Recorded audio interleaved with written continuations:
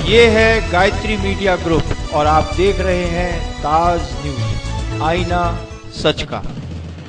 नमस्कार, ताज न्यूज के सब बुलेटिन में स्वागत है आपका। मैं हूं मीनू सिंह और आइए खबरों की शुरुआत करते हैं सुर्खियों के साथ। थाना एतमादौला के पावर हाउस कॉलोनी से लापता हुए 5 बच्चे, परिजनों ने जताई अनहोनी होने की आशंका, कराई रिपोर्ट दर्ज। शहर के कई नामी ग्रामी होटल्स व प्रतिष्ठान हैं निगम के निशाने पर। शहर में बकायेदारी के होर्डिंग्स लगने के बावजूद भी नहीं साख का ख्याल। लाखों की लागत से आई धर्मकांटा जांच गाड़ी के विभाग को आई सुध। मंडल भर के धर्मकांटों की होगी जांच, नवागत सहायक नियंत्रक ने दिए आदेश। और थाना सदर में 3 लोगों ने चलती कार से महिला को सड़क पर फेंका। पुलिस ने कराया आईएसएल में भर्ती, परिजनों को दी इत्तिला। और अब खबरें विस्तार से। थाना एतमादौला के पावर हाउस कॉलोनी से बुधवार देर शाम से 5 बच्चे लापता हैं, जिनकी उम्र 11 से 17 साल के बीच है। इन सभी बच्चों का बुधवार शाम से कोई पता नहीं चल सका है। इसके बाद गुरुवार को बच्चों के परिजनों ने थाना एतमादौला में शिकायत कर अनहोनी की आशंका जताई, जिसके बाद पुलिस अब बच्चों की तलाश में जुट गई है। आगरा में पावर हाउस कॉलोनी के रहने वाले 5 बच्चे अचानक गायब हो गए हैं। इन सभी बच्चों की उम्र 10 से 17 साल तक है। पावर हाउस कॉलोनी एक सरकारी कॉलोनी है और इस कॉलोनी में बिजली विभाग के कर्मचारी रहते हैं। बुधवार शाम को इन कर्मचारियों के 4 बच्चे और एक पुलिसकर्मी का बच्चा गायब हो गया। इन सभी बच्चों की उम्र महज 10 से लेकर 17 साल तक है और 5वीं क्लास से लेकर 11वीं तक के छात्र हैं। एक साथ 5 बच्चों के गायब होने से पूरी कॉलोनी में हड़कंप मच गया है। घर वालों ने रात भर बच्चों को ढूंढा, लेकिन उनका कोई अता पता नहीं चला। थक हार कर घर वाले थाने पहुंच गए और पुलिस में शिकायत दर्ज करा दी। 5:30 बजे से मेरे भाई और कॉलोनी के कुछ बच्चे। कितने बच्चे? करीब 4, उसके साथ उसको मिला के 5। क्या करते हैं सभी बच्चे?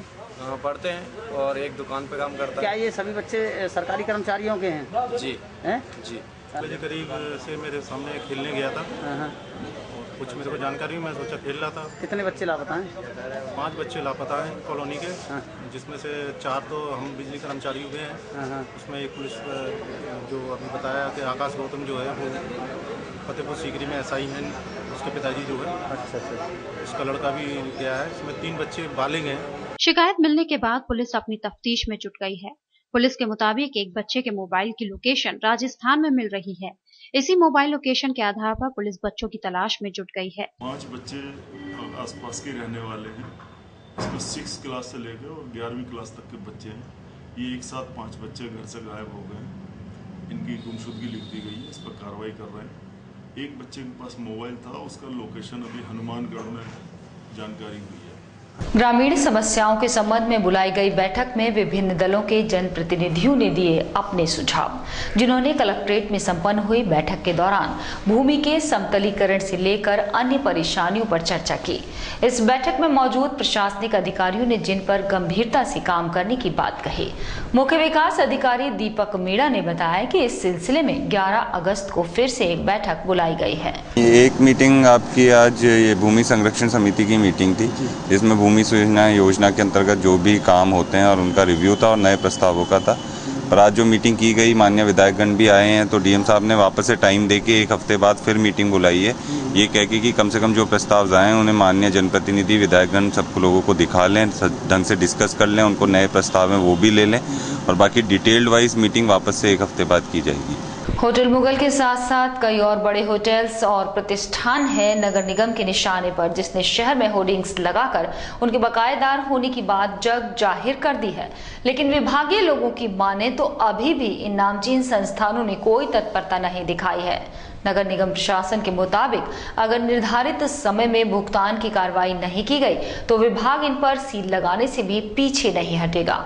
आगरा में नगर निगम ने तमाम ऐसे ब्रांड नेम्स की पेट में पानी कर दिया है। ताजनगरी के साथ साथ देश के सभी बड़े शहरों में जिनका डंका बजता है, लेकिन उनकी जरा सी लापरवाही ने उनकी फजीहत कराने में कोई कसर नहीं छोड़ी। फिर चाहे अंतर्राष्ट्रीय ख्याति प्राप्त होटल मुगल शेराटन हो या फिर आगरा के नामचीन होटल्स अग्रवन और गंगा रतन ही क्यों न हो, शहर में ऐसे तमाम प्रतिष्ठित संस्थान हैं। नगर निगम ने जिनका साख पर बट्टा लगाने में कोई परहेज नहीं दिखाया और होर्डिंग्स के जरिए उन्हें अपना कर्जदार घोषित कर दिया। अधिकारियों की माने तो ये ग्रुप नगर निगम के लाखों के बकायेदार हैं, जिनको नोटिस देकर पैसा अदा करने की हिदायत दी गई है। जितने भी बड़े व्यावसायिक प्रतिष्ठान हैं और जिन पर निगम का बकाया है या पिछले 4 साल से उनका रीअसेसमेंट नहीं हुआ था, उन सभी की रीअसेसमेंट की कार्रवाई इस समय चल रही है। नगर निगम के 4 सहायक अभियंता इसमें जो है वो लगातार काम कर रहे हैं। एक एक फाइल निकालकर उसकी पहले माप की जाती है, माप निकालने के बाद उसका वैल्यूएशन किया जाता है, तब उसकी कॉस्टिंग करके ARV निकालकर तब उस पर कर निर्धारण किया जा रहा है। ऐसे बकायेदार जिन पर पुराना भी निगम का बकाया है, ऐसे भवन स्वामी, ऐसे व्यावसायिक प्रतिष्ठान जिन पर निगम का पुराना बकाया है, उन पर लगातार निगम अपना दबाव बना रहा है और अगर उन्होंने अपने बकाया का चुकता नहीं किया तो फिर उनके खाते सील करने की कार्रवाई और उनके भवन को सील करने की कार्रवाई, उनके प्रतिष्ठान को सील करने की कार्रवाई भी इसमें बहुत जल्द अमल में लाई जाएगी। विभाग ने पहले तो शहर में ये होर्डिंग्स लगाकर उनकी सामाजिक और व्यापारिक प्रतिष्ठा को आईना दिखाने का काम किया। इसके अलावा उनको भेजे गए नोटिस के जरिए भुगतान की चेतावनी भी दे दी गई है। विभागीय लोगों की माने तो निर्धारित समय पर अदायगी न होने पर इनको सील करने से भी नगर निगम पीछे नहीं हटेगा। लगातार आ रही घटतोली की शिकायतों के बाद नवागत बांट माप अधिकारी ने अब शहर में विभागीय सख्ती दिखाने पर जोर दिया है। उनका कहना है कि ताज नगरी में जिन दुकानदारों के पास सामान मापने के लिए बांट की जगह पत्थर हैं, वो सावधान हो जाएं, क्योंकि अब विभाग ऐसे लोगों को कतई माफ नहीं करेगा जो इनके माध्यम से उपभोक्ताओं के साथ बेईमानी करते हैं। लंबे अरसे से गहरी नींद में सो रहे बाट माप विभाग अब जागने की बात कर रहा है। बाट माप की गहरी नींद के कारण आम जनता जो लंबे समय से घटतौली का शिकार होती चली आ रही थी, शायद अब न हो। बाट माप के नवागत सहायक नियंत्रक अधिकारी गुलाब सिंह का कहना है कि अब विभाग घटतौली करने वाले दुकानदारों पर विधेयक कार्रवाई करेगा। साथ ही आने वाले समय में नियमित रूप से अभियान चलाएगा, जिसमें विभाग घटतौली करने वाले पेट्रोल पंप, दुकानदार, गैस एजेंसियों पर शिकंजा कसेगा। साथ ही गुलाब सिंह ने यह भी बताया कि यदि कोई भी घटतौली करता पाया जाता है तो उसके खिलाफ उचित कानूनी कार्रवाई भी की जाएगी, जिसमें 10,000 रुपए तक का नगद जुर्माना भी शामिल है। विभाग द्वारा नियमित निरीक्षण कार्य किया जा रहा है। मिठाई की दुकान, सब्जी फल से लेकर के अन्य जो भी मद है, petrol diesel pump, LPG gas, उसकी नियमित जांच कराई जा रही है और जो दोषी व्यापारी हैं, दुकानदार हैं, उनके खिलाफ नियमानुसार कार्रवाई संपादित की जा रही है। फिलहाल तो नवागत बांट माप अधिकारी आने वाले समय में नियमित रूप से घटतौली करने वालों के खिलाफ अभियान चला शिकंजा कसने की बात कह रहे हैं। अब देखने वाली बात यह है कि ये नवागत अधिकारी अपनी बात पर कितने खरे उतरते हैं या फिर अन्य अधिकारियों की तरह ये भी चादर तान कर गहरी नींद में सो जाते हैं। आखिर कौन है ताज के असली मुगल वंशज? क्या प्रिंस तुसी को मुगल वंशज मान लिया जाए या उठ रहे सवालों को माना जाए पहचान? आइए देखते हैं संवाददाता शिखर श्रीवास्तव की विशेष रिपोर्ट, ताज किसका। आगरा में प्रिंस तुसी की सक्रियता बढ़ी तो आगरा में खलबली मचने लगी। प्रिंस तुसी को लेकर सवाल उठने लगे कि आखिर मुगल वंश के होने का प्रमाण क्या है। आगरा में ये सवाल अक्सर उठते रहते हैं। हर बार शाहजहां के उर्स पर प्रिंस तुसी ताजमहल आते हैं, पर ईद पर क्यों नहीं आते? उर्स पर आते हैं विशेष प्रोटोकॉल लेकर और चंदा द्वारा एकत्र किया पैसे खर्च करके अपने आप को मुगलिया वंशक बताकर इधर उधर के बयान देकर राजनीति मंच तैयार करके चले जाते हैं। प्रिंस तुसी को लेकर उठ रहे सवालों के जवाब तभी मिल सकते हैं जब प्रिंस तुसी के मुगल वंश से संबंधित जानकारी जुटाने के लिए इतिहास के साथ साथ प्रिंस तुसी की भी कुंडली खंगाली जाए। ईद की नमाज पढ़ने के बाद सब लोग अपने अपने बुजुर्गों की कब्रों पर जाके फातहा पढ़ने जाते हैं। क्या प्रिंस तुसी के ये बुजुर्ग नहीं थे? शाहजहां बादशाह और भी जो मुगलियों के वो बने हुए हैं, कब्रें हैं, उनके मज़ारात हैं, वहाँ प्रिंस तुसी नहीं आते। सिर्फ प्रिंस तुसी सिर्फ एक 3 दिन के लिए आगरे में पब्लिक को गुमराह करने के लिए और प्रेस को गुमराह करने के लिए 3 दिन के लिए यहाँ जाते हैं, उल्टे सीधे बयान देके और यहाँ पे बयानों के अंदर इख्तलाफ पैदा करके चले जाते हैं। यूं तो इस्लामी परंपरा में संतों की मजार पर दुआ, अकीदत और चादर पोशी आदि की जाने को लेकर भिन्न भिन्न मत आते हैं, परंतु इन 8 वर्षों से प्रिंस तुसी को लेकर बहस बढ़ रही है। खुदामे रोजा के अध्यक्ष हाजी ताहिरुद्दीन ताहिर ने प्रिंस तुसी को विदेशी ही कह डाला और साथ ही साथ DNA टेस्ट करवाने की भी मांग कर दी। अब ये ताजमहल के अंदर यहाँ के लोग हजारों आदमी नमाज पढ़ते हैं और नमाज पढ़ने के बाद शहनशाह मानते हैं, शाहजहां बादशाह को वली अल्लाह मानते हैं, वहाँ जाते हैं, फातहा पढ़ते हैं उनको भी आना चाहिए। हम भी जाते हैं, बुजुर्गों के मज़ार में जाते हैं, ताजमहल में भी जाते हैं, वहाँ जाके फातह पढ़ते हैं। बस नाम के लिए उस दिन आ जाते हैं जिस दिन यहाँ पे उर्स होता है, और उर्स वाले दिन यहाँ हंगामा मचा के लोगों को, चंद लोगों को पैसों से खरीद के अपने संग भीड़ इकट्ठी करके 7-8-10 आदमियों के खासकर, और उसके बाद चले जाते हैं, उल्टे सीधे बयान दे जाते हैं। उसके बाद सालों बाद खबर लेंगे।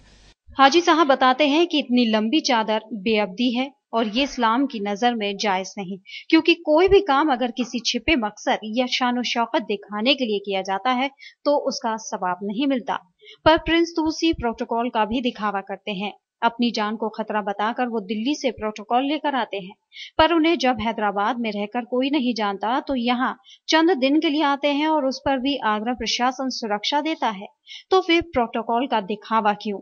देखिए, सबसे पहले सुरक्षा में ये कमी तो ज़रूर है कि ये जब प्रिंस तूसी आते हैं इनकी सिक्योरिटी चेकिंग नहीं की जाती है। हम लोगों की चादर लेते हैं, सिक्योरिटी करा के जाते हैं, हमारे पब्लिक के लोग सिक्योरिटी कराते हैं या लोकल लोग सिक्योरिटी चेकिंग कराते हैं। ये प्रिंस क्या हकीकत में CISF उनको मानती है जो उनकी सिक्योरिटी चेकिंग नहीं करती है, और प्रिंस की आड़ में कोई भी सिक्योरिटी चेकिंग का नाजायज फायदा उठा के ले गया तो उसका जिम्मेदार कौन होगा? हालांकि आम जनता में इस मामले पर कोई दिलचस्पी नहीं दिखाई दे रही। कुछ लोगों का ये भी कहना है कि ताजमहल देश की धरोहर है और इसको लेकर उठने वाले तरह तरह के विवाद थमने चाहिए। आज ताज देश की शान और विश्व अजूबों में गिना जाता है, तो उसका वंशज कहकर अपनी पहचान बनाना गलत है। अगर आप वंशज हैं तो दिलों पर राज करें, ना कि ताज पर।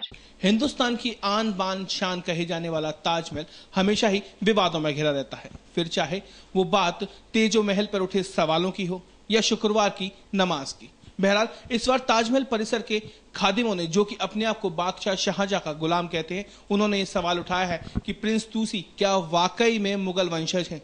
यदि वो मुगल वंशज हैं तो इस बात को सिद्ध क्यों नहीं करते? आर्कोलॉजिकल सर्वे ऑफ इंडिया को चाहिए कि प्रिंस तूसी की पूरी तरीके से जांच की जाए, क्या वो वाकई में मुगल वंशज हैं। अब देखने वाली बात यह है कि आर्कोलॉजिकल सर्वे ऑफ इंडिया इस मामले में क्या कुछ कार्रवाई करता है। शिखर श्रीवास्तव, ताज न्यूज, आगरा। और इसी के साथ रुक रहे हैं एक छोटा सा ब्रेक लेने के लिए।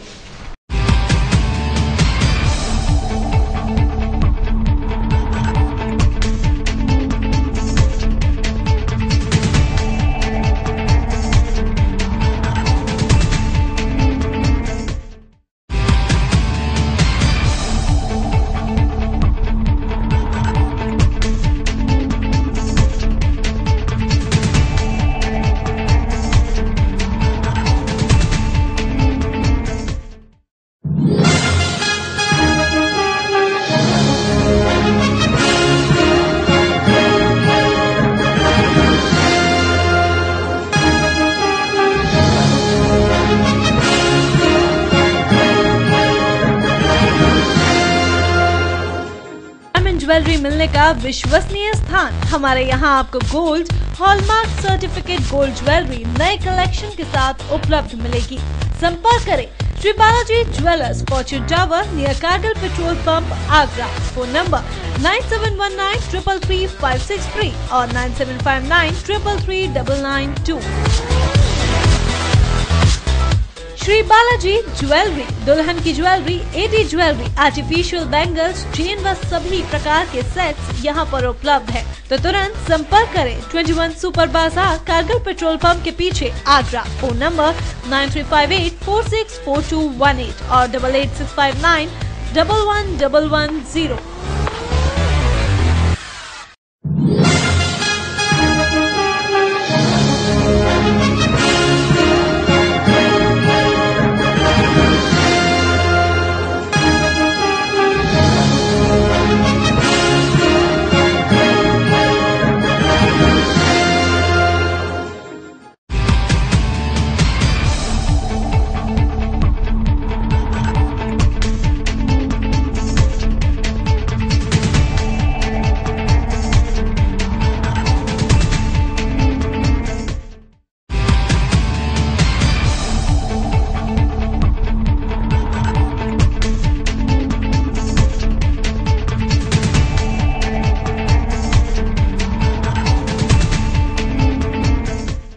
थाना सदर इलाके के सेबला जाट पर कार सवार 3 लोगों ने चलती कार से बेहोशी की हालत में एक महिला को फेंक दिया।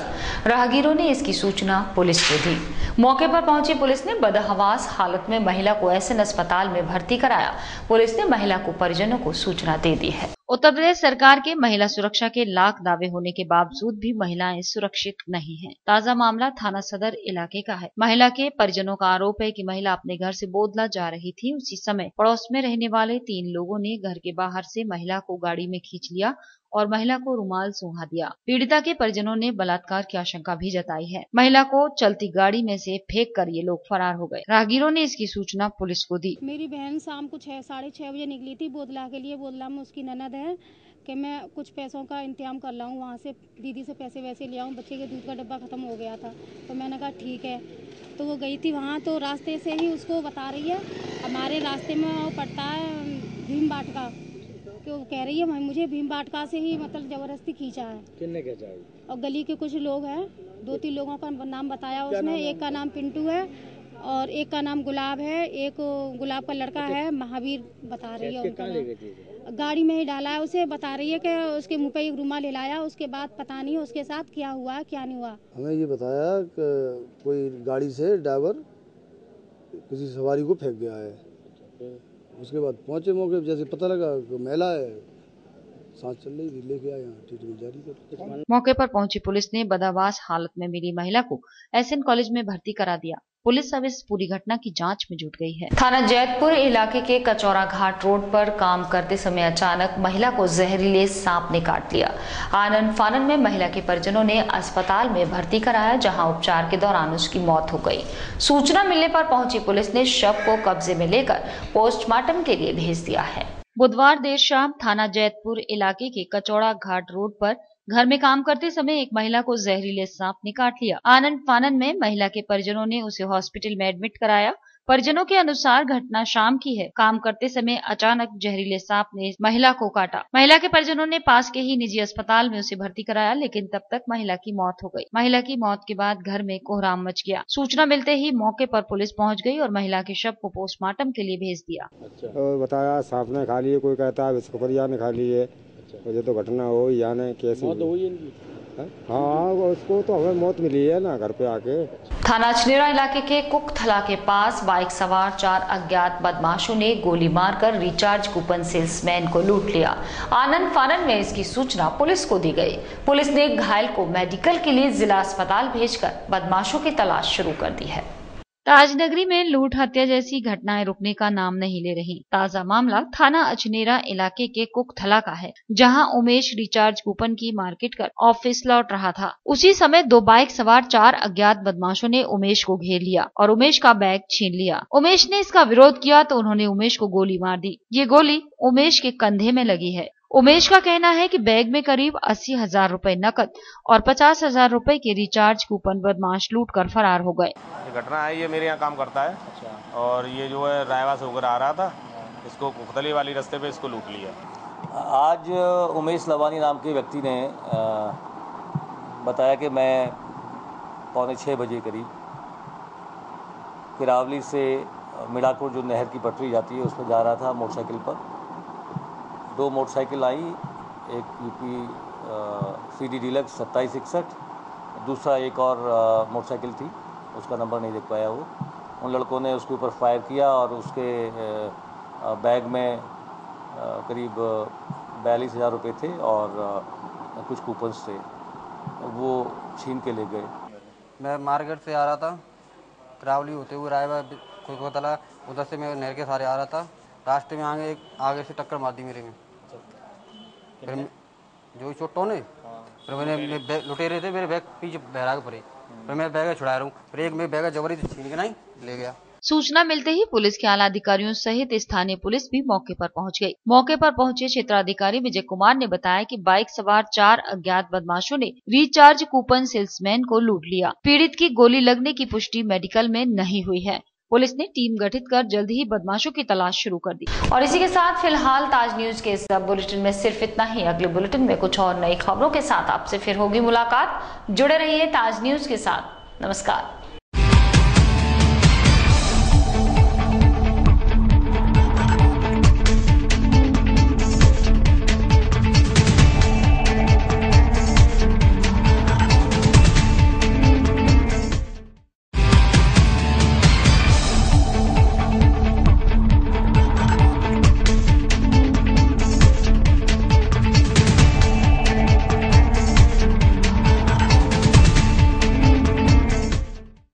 ये है गायत्री मीडिया ग्रुप और आप देख रहे हैं ताज न्यूज, आईना सच का।